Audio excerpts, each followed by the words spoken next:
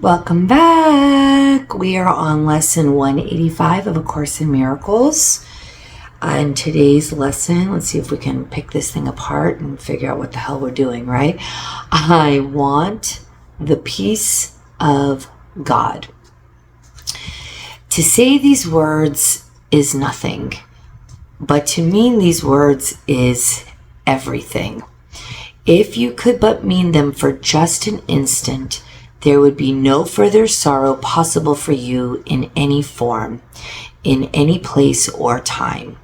Heaven would be completely given back to full awareness, memory of God entirely restored, the resurrection of all creation fully recognized. I want the peace of God, and that's peace, P-E-A-C-E. Well, we are the peace of God, and this lesson is going to really drive it home. No one can mean these words and not be healed. He cannot play with dreams, nor think he is himself a dream. He cannot make a hell and think it real. He wants the peace of God, and it is given him. For that is all he wants, and that is all he will receive. Many have said these words, but few indeed have meant them. You have but to look upon the world you see around you to be sure how very few they are. The world would be completely changed should any two agree these words express the only thing they want. Two minds with one intent become so strong that what they will becomes the will of God. For minds can only join in truth. In dreams, no two can share the same intent. To each, the hero of the dream is different, the outcome wanted not the same for both. Loser and gainer merely shift about in changing patterns as the ratio of gain to loss and loss to gain takes on a different aspect or another form. Yet compromise alone a dream can bring. Sometimes it takes the form of union, but only the form. The meaning must escape the dream, for compromising is the goal of dreaming. Minds cannot unite in dreams, they merely bargain. And what bargain can give them the peace of God? Illusions come to take his place, and what he means is lost to sleeping minds intent on compromise, each to his gain and to another's loss. I mean, we're talking about losses and gains, positives and minuses, and there's only one type of gain, and that is when you can go back to remembering who you are. Go back to God's light, to his embrace, embody his peace, his love, his satisfaction, fulfillment, his forgiveness. And when you embody that and you just see beyond all the bodies, and when you can see beyond the bodies, I'm going through this right now, you don't need the body. Especially if you're single, and you start doing this work, you start to realize, the only true soulmate for me is the one that soulmate connection is the one with Holy Spirit. And if you're getting approached by people that you're not sure, if, in our old selves, we're thinking they're after maybe some romance or a new friendship or whatever, our ego wants to just chime right in and kind of figure out what is going on, what do they want, could this be forever, could this be love, and all of a sudden that specialness comes in. But if you can look at everybody that comes into your life and look past their body to their holy self, you will find that you need nothing from them. You don't need to label anything about them.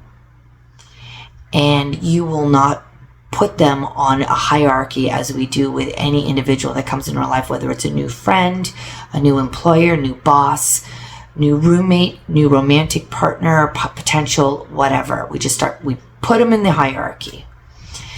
And when you can look past all bodies and see them joined with the Holy One, see the Creator within them, not as a body, as pure energy, you then can kind of pull back and just say, fantastic.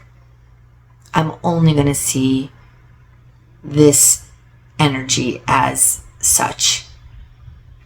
And now all expectations, obligations, requirements, past experiences and circumstances that we tend to project onto new situations, gone. And you're seeing them as their raw, beautiful self. And when their ego maybe gets activated, your ego won't get activated. You will continue to see them not as a body, but who they truly are. But it does not mean that you are going to just start acting through your body. Through your Christ self, you will experience their Christ self in a way that is most important to preserve your Christ self as well. And even though we are connected, if people are really acting in their ego, it's not going to feel that great for you, even though you can see past them, and you're going to know from your Christ self what to do and how to gently and respectfully move away. And you won't even do the moving away. It's very interesting how the universe, or the God space, kind of moves them out of your frame, because it's not in alignment. But you don't have to do anything. Things will come, things will go, and you can sit there in the embodiment of Source and simply observe the good and the bad without getting logged into the emotional roller coaster of it. So it's very interesting. But there's no gains or losses anymore. It's only gain. It's only gain when you make the decision, I want the peace of God. That is my decision. That is my intention. So watch it. Boom. It's just gonna boom. Okay.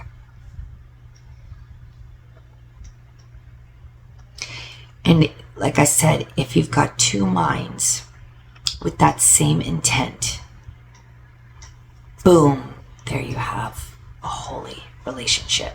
It doesn't have to be romantic. Holy relationship is holy relationship.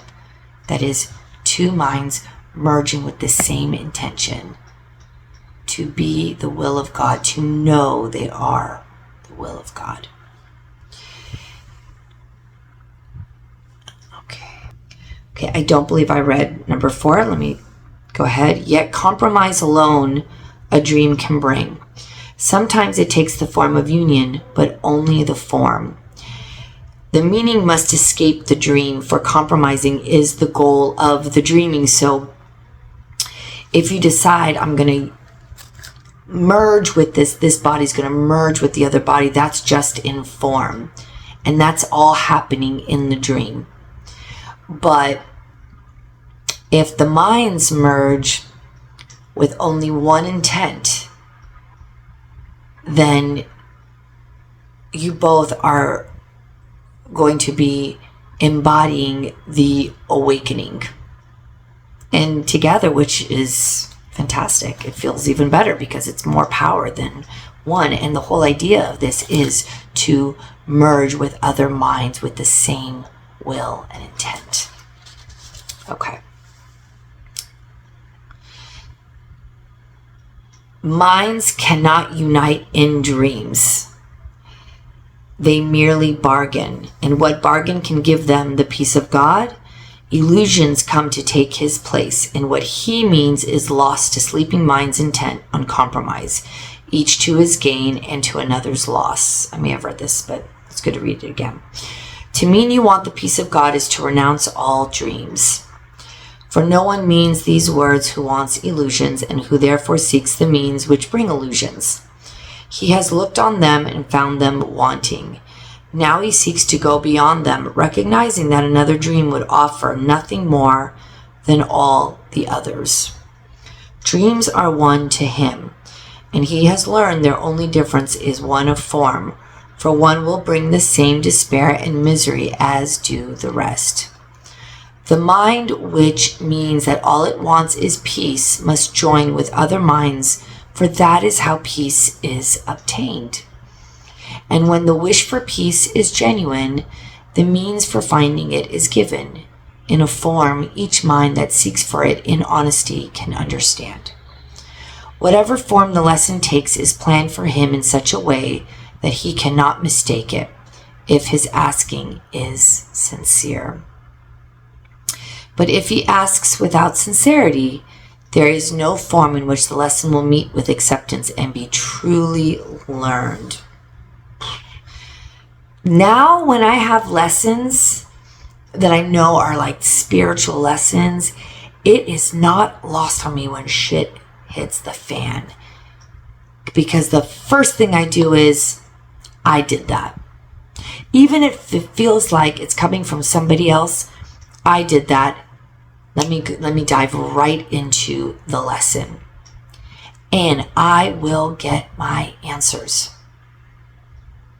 And the lesson will truly be learned. Let us today devote our practicing to recognizing that we really mean the words we say. We want the peace of God. This is no idle wish. These words do not request another dream be given us. They do not ask for compromise, nor try to make another bargain in the hope that there may yet be one that can succeed where all the rest have failed. To mean these words acknowledges illusions are in vain, requesting the eternal in the place of shifting dreams, which seem to change in what they offer, but are one in nothingness. Today, devote your practice periods to careful searching of your mind to find the dreams you cherish still.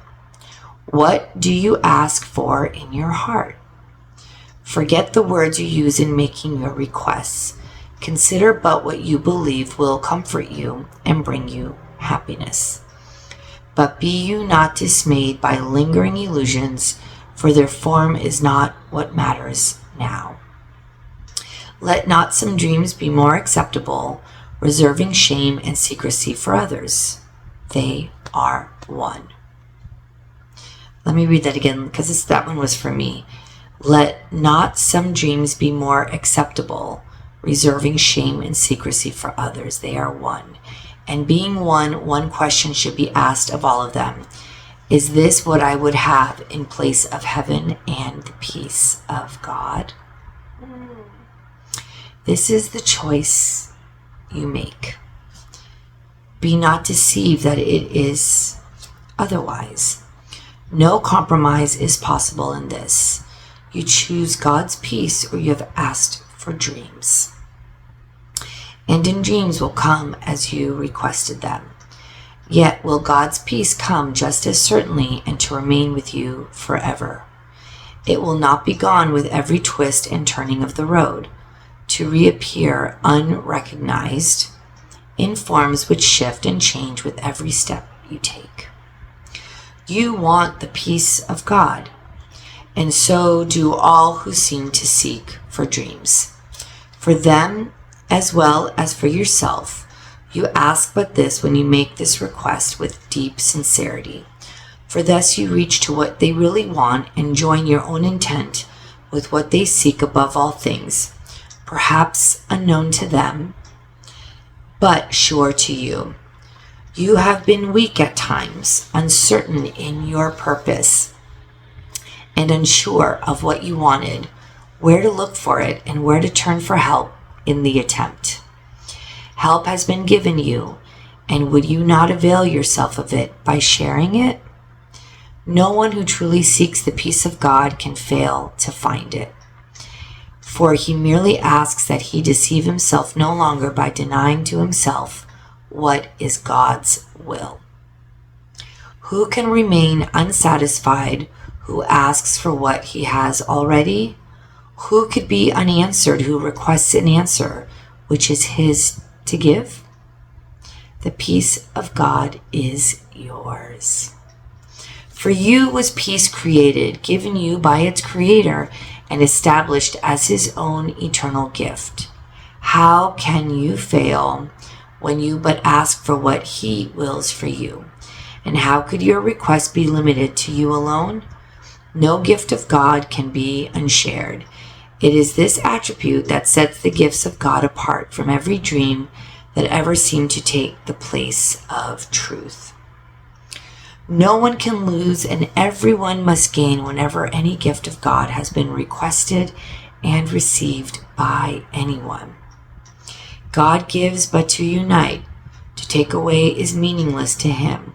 And when it is as meaningless to you, you can be sure you share one will with him and he with you.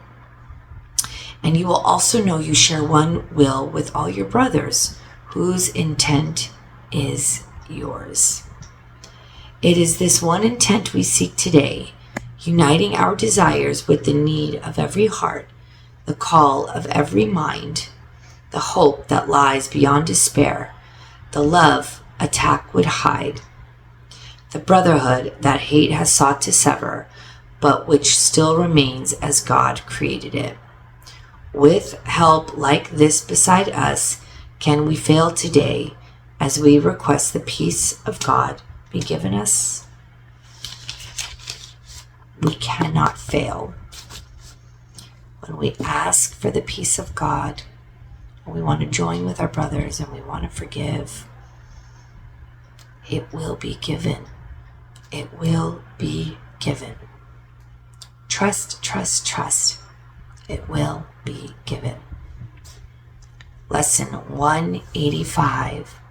I want the peace of God. Thank you for joining me. Till next time.